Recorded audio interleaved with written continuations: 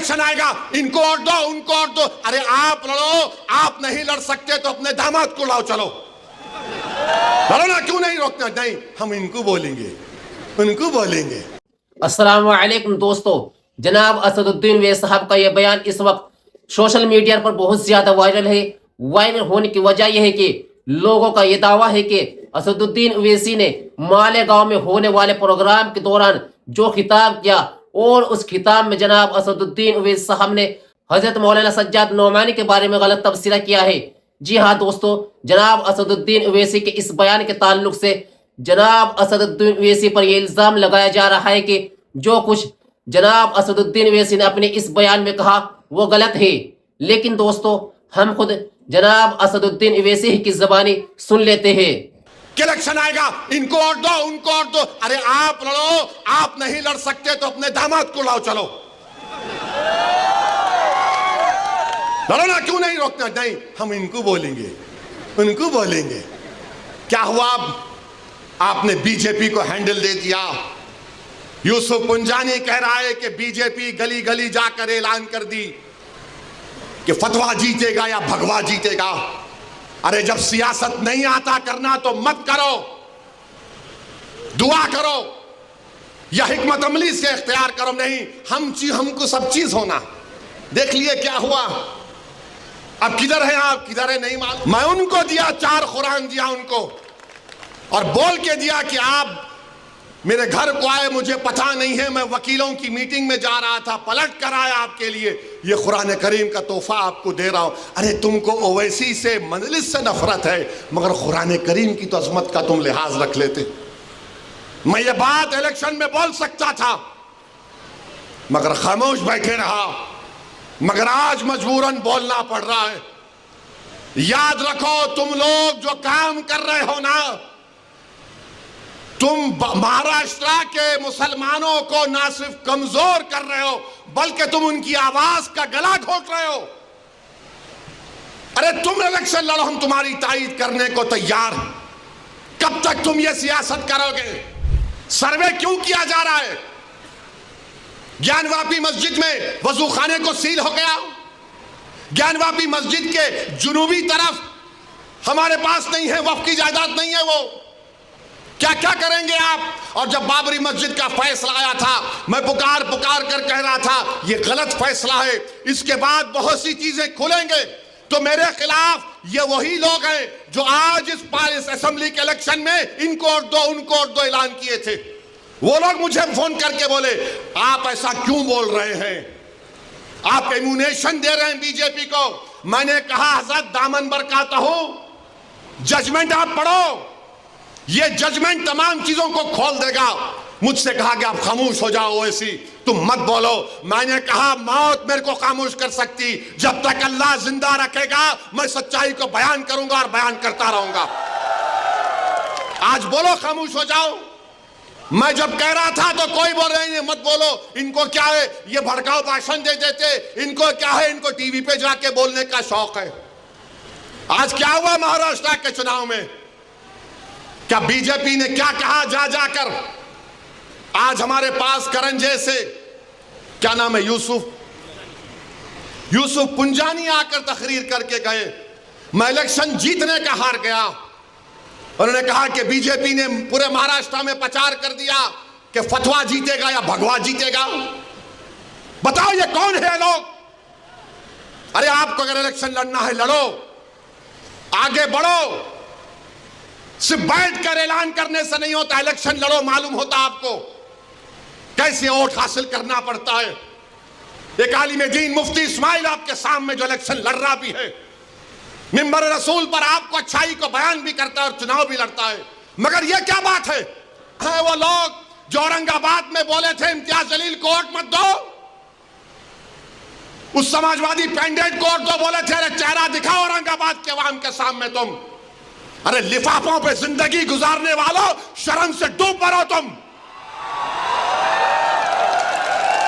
मेरे घर को आए थे, मेरे घर को आए थे हैदराबाद को, बगैर बोले मेरे घर को आए। मैं वक्फ के बिल की मीटिंग में जा रहा था, पलट मेरा गार्ड फोन करा के साहब इतने लोग आए, मिला।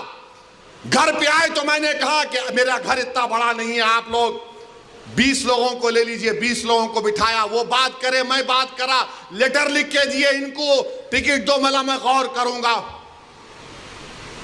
फिर जाने से पहले मैंने एक अल्लाह के वली के अंग्रेजी कुरान का तर्जुमा जो तुर्की का छपा हुआ है, उसकी 4 कॉपियां इन जिम्मेदारों को दिया कि आप मेरे घर को आए, ये एक अल्लाह के वली की कुरान का तर्जुमा है। एक एक के हाथ में दिया तो औरंगाबाद जाके बोले हम घर को गए थे, हमारे को चाय तक नहीं पिलाए। अरे आप पहले से बोल देते तो नान खलिया खिला देता मैं आपको। मेरे को नहीं मालूम था कि तुम मेरे घर को खाना खाने आ रहे। अरे तुमको कुरान करीम दिया ना हाथ में, अल्लाह का कलाम तुम्हारे हाथ में दिया, तुमको उसका भी लिहाज नहीं है और तुम दावा करते हो कौम का। बहुत बोल सकता हूं, याद रखो मेरी जबान को लगाम नहीं है, तुम्हारा घर से निकलना महाल कर दूंगा मैं यहां पे। मोहन भागवत ने कहा कि 3 बच्चे पैदा करो। मोहन भागवत साहब, आप लोग कब शादी कर रहे पहले ये बता दो। अब 3 बच्चे पैदा करो बोल रहे। अब आपने, आपके और हमारे कानों ने बरसों से हम सुन रहे हैं, पिछले 10 साल से खास तौर से खुद प्राइम मिनिस्टर वजीर आजम नरेंद्र मोदी ने पार्लियामेंट इलेक्शन के दौरान राजस्थान में कहा था कि हमारे हिंदू बहनों के गलों से मंगलसूत्र उतार कर उन महिलाओं को दिया जाएगा जो ज्यादा बच्चे पैदा करते हैं। वजीर आजम का इशारा मुस्लिम खवातीन पर था। अब मोहन भागवत को कहना पड़ रहा है कि बच्चे ज्यादा पैदा करो। मोहन भागवत साहब, आप 3 बोल रहे, मेरे को 5 है। मुफ्ती साहब आपको कितने हैं? 4 है। आप बहुत कंजूसी करे, आप इसमें भी कंजूसी कर रहे मुफ्ती साहब। नहीं, गलत नहीं लेना, मैं तो दूसरा मतलब निकालेंगे तुम लोग कि इस मुल्क में 25-30 साल के बाद एक बहुत बड़ी आबादी ज़ईफ लोगों की रहेगी। बहुत बड़ी आबादी ज़ईफ लोगों की रहेगी। उनके लिए क्या कर रहे हैं बताओ? जब इतनी बड़ी आबादी, मुल्क की आज 140 करोड़ की आबादी में अगर 30 साल के बाद करीब 35-40 करोड़ के करीब बुजुर्ग लोग रहेंगे तो उनके लिए तैयारी आज से करना पड़ेगा। मगर नहीं, उसकी तैयारी नहीं कर रहे। अब आरएसएस को बोलना पड़ रहा है कि बच्चे पैदा करो, ज्यादा पैदा करो, क्योंकि जापान, वहां की आबादी बूढ़ी हो चुकी है। यूरोप के कई ममालिक हैं, उनकी आबादी बूढ़ी हो चुकी है। आज भारत में, जिसको अंग्रेजी में डेमोग्राफिक डिविडेंड बोलते, कि सबसे ज्यादा नौजवान अगर आबादी पूरे दुनिया में है तो भारत में है। मगर नरेंद्र मोदी उन नौजवानों को रोजगार देना। रखो, विकसित भारत का तो तुम नाम लेकर झूठ बोलते हो। अरे तुम नजर रखो कि 70 साल के बाद इस देश में क्या होगा, इस देश में गरीबी कितनी बढ़ जाएगी, मगर उसके बारे में फिक्र नहीं। संभल की मस्जिद का मसला खड़ा कर दिए। संभल की मस्जिद में जो लोग कोर्ट को गए, वो कोर्ट में ये बोलकर गए कि हमको मस्जिद के अंदर जाने का परमिशन मिले। अब आप बताइए, कोई हम किसी को रोकते, कोई मस्जिद में आना चाह रहा है तो आइए, आदाब को मलूज रखकर मस्जिद में आइए। मगर प्रेयर ये है, मुतालिबा कोर्ट से कि अंदर आने का मौका मिले।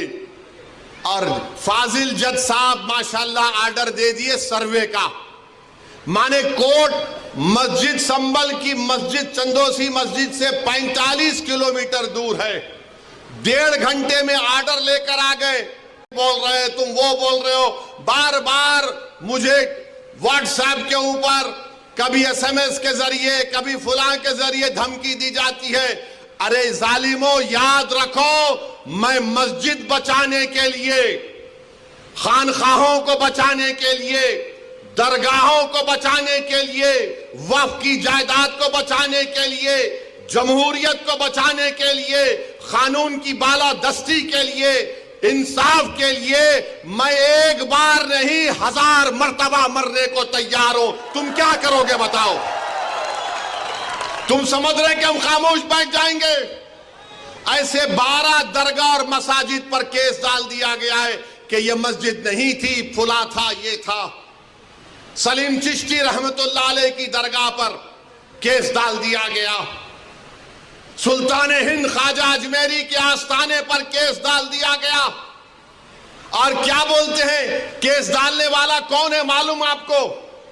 ये मेरे घर के पास दिल्ली में आकर मेरे घर के ऊपर जो नेम प्लेट है उसको तोड़ा, पत्थर फेंके घर में मेरे, और उसके बाद मेरे नेम प्लेट पर कालिक डालकर धमकी दिया कि ओवैसी तेरे को देख लेंगे। अरे कमीने, कभी बोल कर आना, मर्द का बच्चा है तो मैं ठहरता हूं सामने। बस आते कैमरा लेके फाइबर फेंके भाग। अरे बोल क्या आ रहा हूं कल तेरे पास तो मैं भी ठहरता हूं, देखेंगे 6 फुट 2 इंच क्या करता है। नाज़रीन, आपको क्या लगता है असदुद्दीन अवैसी साहब ने हजरत मौलाना सज्जाद नोमानी की शान में गुस्ताखी की है? हालांकि हमारा अपना नजरिया ये है कि जनाब असदुद्दीन अवैसी ने अपने इस बयान में किसी का कोई नाम नहीं लिया है, इसलिए इस बयान को किसी खास आदमी की तरफ मंसूब करना गलत होगा और ये मिल्लत के अंदर इंतशार का एक बड़ा सबब बन सकता है। यकीनन जरूरी है कि इस वक्त में जब चारों तरफ मुसलमानों को निशाना बनाया जा रहा है, ऐसे वक्त में इस तरह का इख्तलाफी बयान का आना यकीनन बहुत ही ज्यादा खसारे का सबब है। इसलिए हमारी जिम्मेदारी है कि हम इन बयानों को किसी एक शख्सियत की तरफ मंसूब न करें। हो सकता है कि जनाब असदुद्दीन अवैसी साहब मौलाना सज्जाद के बारे में बातें न कही हो, हालांकि इन बातों का तभी पता चलेगा जब बाकायदा जनाब असदुद्दीन अवैसी का इसके ताल्लुक से बयान न आए। बहरहाल जो असदुद्दीन अवैसी साहब ने बयान दिया है, आप क्या राय रखते हैं कमेंट बॉक्स में जरूर बताएं। अपनी दुआ में जरूर याद रखें। वस्सलामु अलैकुम रहमतुल्लाहि व बरकातहू।